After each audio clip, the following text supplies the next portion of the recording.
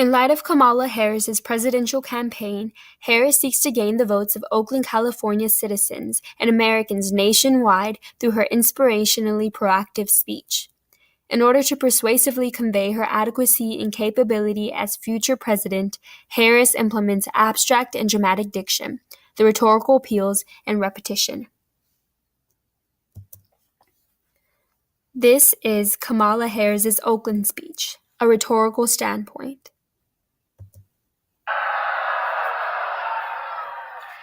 And guys, let's understand what's happening here. People in power are trying to convince us that the villain in our American story is each other. But that is not our story. That is not who we are. That is not our America.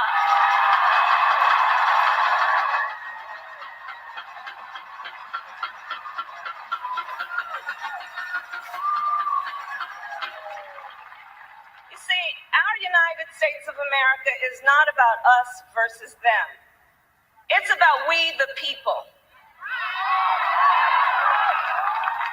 And in this moment, we must all speak truth about what is happening. We must seek truth, speak truth, and fight for the truth.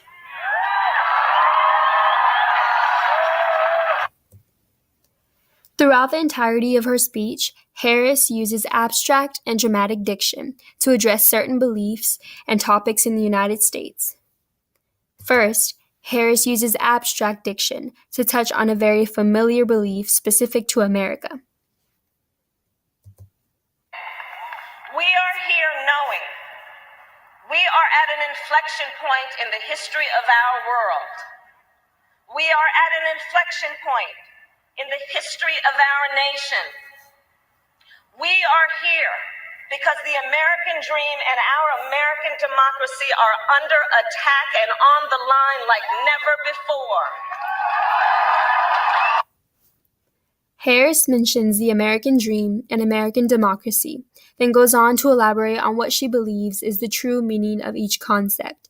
Harris uses conceptual terms to connect her American audience to American beliefs in government and opportunity. The fact that she mentions these helps uplift her platform, since she is not only aware of American values, but dedicates her platform to these values, and therefore the values of the people. Additionally, Harris incorporates dramatic diction in order to spark emotion in her audience. Harris addresses a relatively recent and startlingly ubiquitous phenomenon in the nation through her usage of the word killing spree to describe school shootings in America. An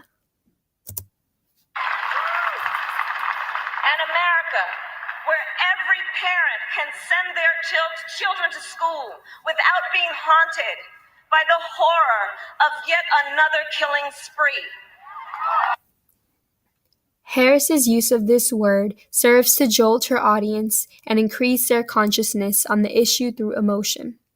This is a great use of diction, as it builds a sense of drama and chaos in America that only Harris can properly address in her possible presidency.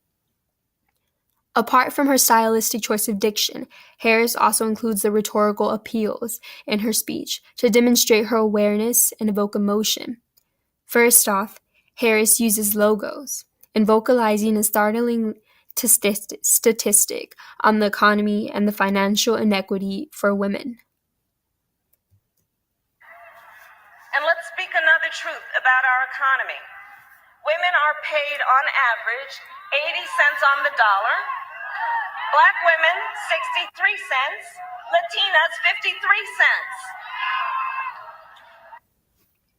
She iterates the statistic to demonstrate her awareness of the injustices women face in the American economy. By exemplifying and addressing the faults in the American economy, she convinces voters that she has the capacity to work towards improving the economic system. Harris also utilizes pathos to spark emotion in her voters. When we have children in cages crying for their mothers and fathers. Don't you dare call that border security. That's a human rights abuse.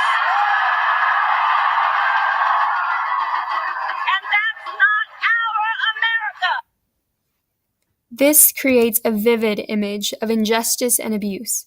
This serves to further push the idea that America is currently facing extreme conflict that must be addressed.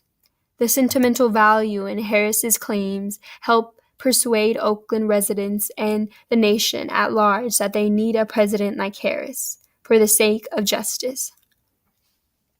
Finally, Harris incorporates repetition to ingrain in her audience's mind two important phrases.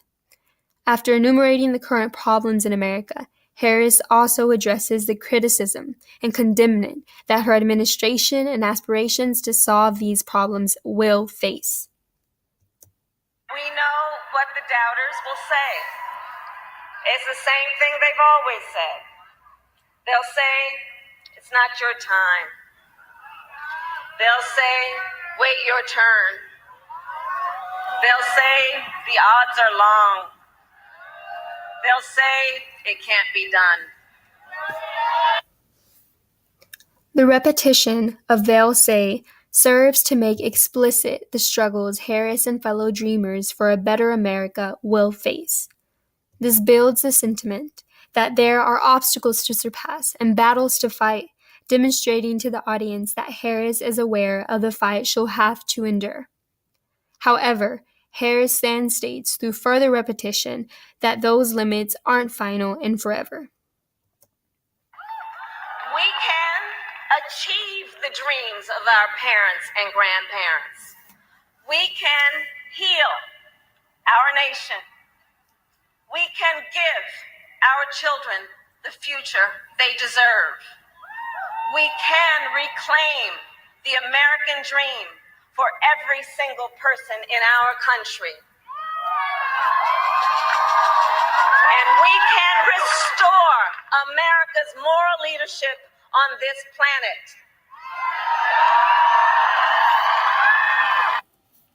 In repeating the phrase "we can," Harris establishes a sense of motivation and inspiration.